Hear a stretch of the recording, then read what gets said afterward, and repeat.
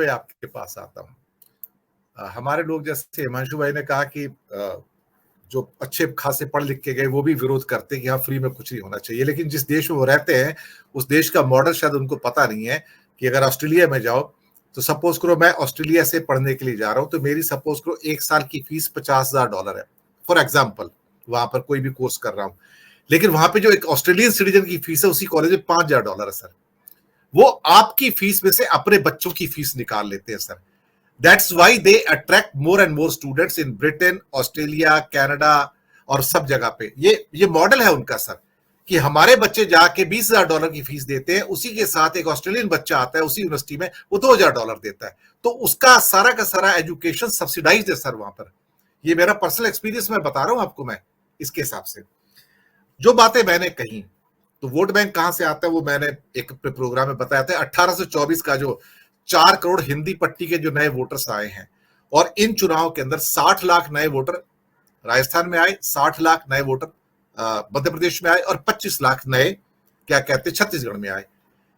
इन्होंने, ये first time voters है, इन्होंने तो डिफरेंस पैदा किया सर सारा। इसमें से 80% बीजेपी के पास चले गए। ये सारे बच्चे व्हाट्सएप यूनिवर्सिटी के प्रोडक्ट्स हैं सर, और हिंदी पट्टी के। तो हिंदुत्व, धर्म, संस्कृति, आस्था, हमारा ग्लोरियस पास्ट, ये उससे अभिभूत है साहब, इससे बाहर नहीं निकल सकते। तो फिर 50 लाख करोड़ का बजट हो और 10-12 लाख करोड़ की रेवड़ियां बांट रही हो, इट्स वेरी इजी। सरकार के पास कुशन भी है और सरकार के पास आपको देने के लिए कॉकटेल भी है। राजेश भाई। दिनेश जी, मेरे पहले जो भी हमारे विद्वान साथी है, उन्होंने कड़ी एक दूसरे की जोड़ते हुए पूरी जो चर्चा है उसको इतना बेहतरीन बना दिया है।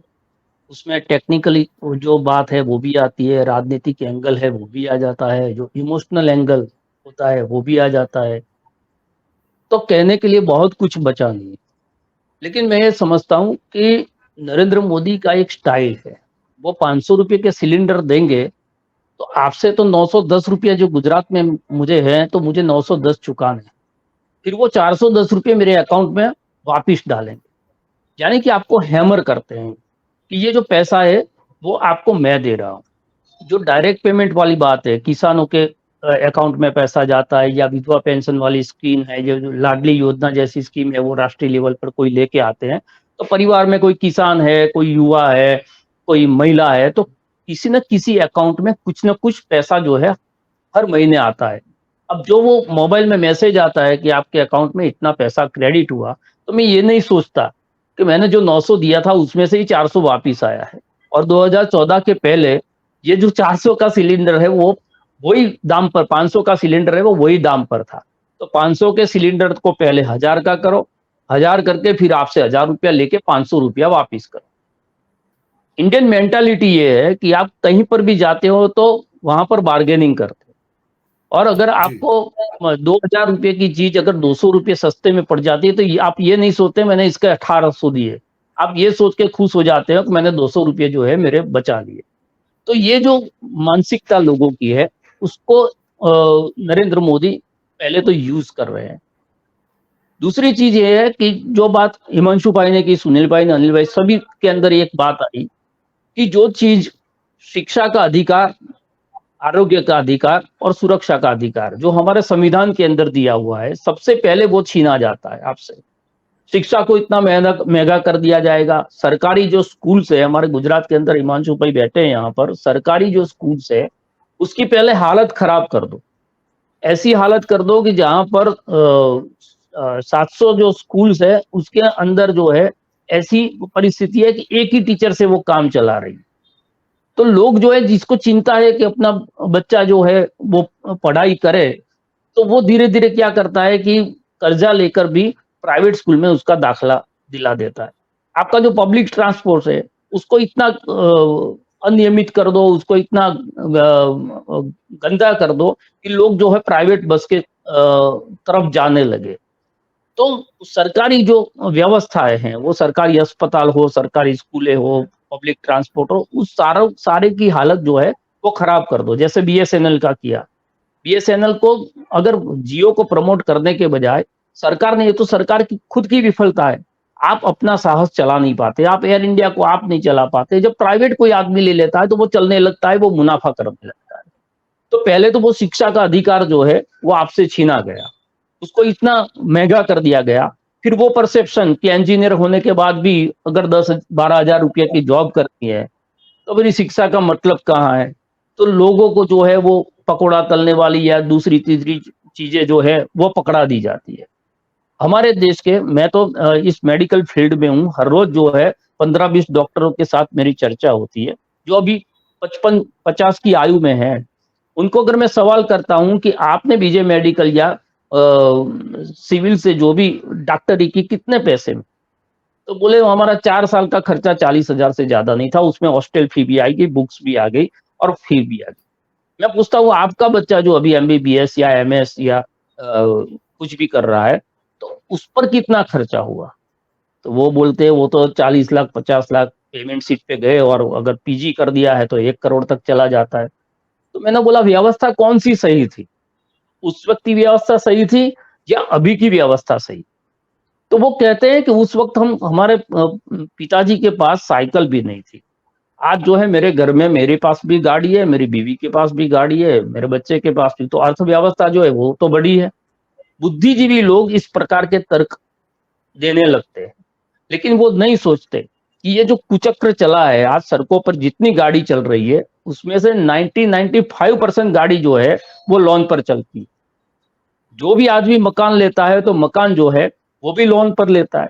अपने घर के अंदर अगर फ्रीज लेता है, टीवी लेता है, तो वो क्रेडिट कार्ड है उससे उसको यूज कर लेता है। तो परचेजिंग कैपेसिटी उनकी है नहीं, लेकिन उनको कर्जदार बना दो।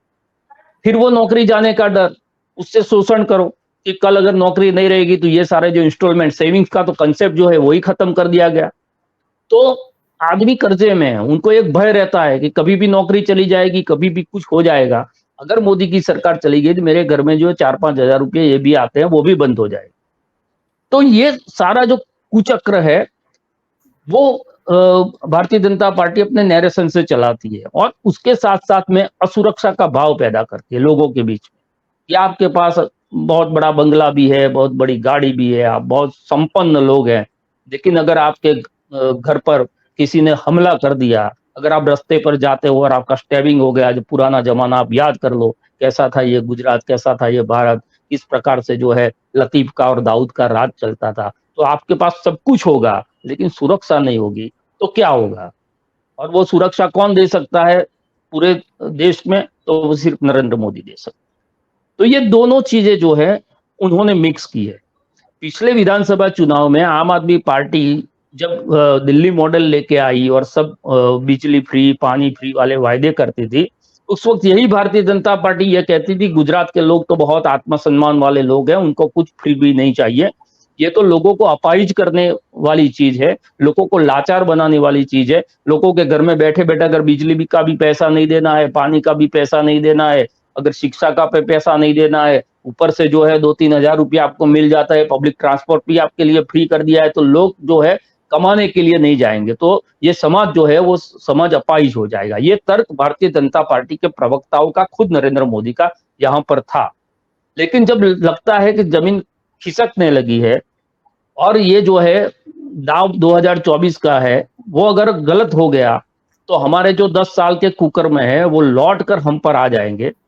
और हो सकता है हमने जो विपक्ष के नेताओं की या दूसरों लोगों की जो स्थिति बनाई है वो स्थिति मेरी हो जाए।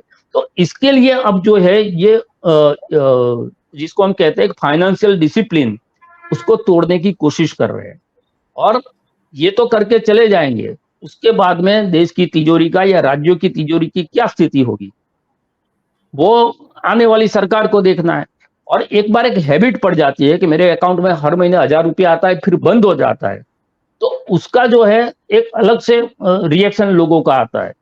तो ये सारी चीजें जो हो रही है वो सिर्फ चुनाव जीतने के लिए देश की इकोनॉमी को, देश की सोसाइटी को, देश की जो है परस्पर के भाईचारे हो, सभी को ताक पर लेकर एक ऐसा रेसिपी दे दो कि जिस रेसिपी पर हमारा जो है कुर्सी जो है हम संभाल ले।